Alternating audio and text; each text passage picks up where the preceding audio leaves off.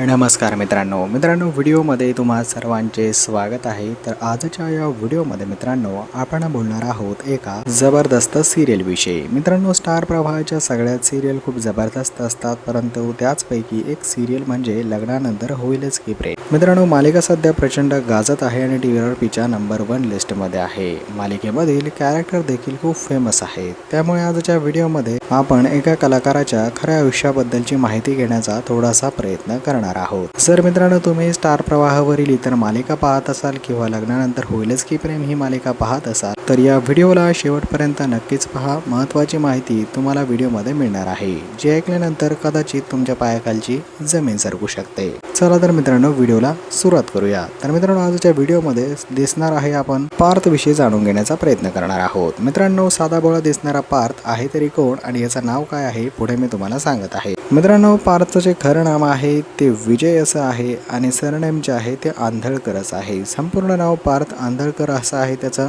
जो जन्म आहे मित्रांनो तो कोल्हापूरचा आहे आणि पाहायला मिळतंय त्याचं शिक्षण BSc पर्यंत कंप्लीट झालेलं आहे।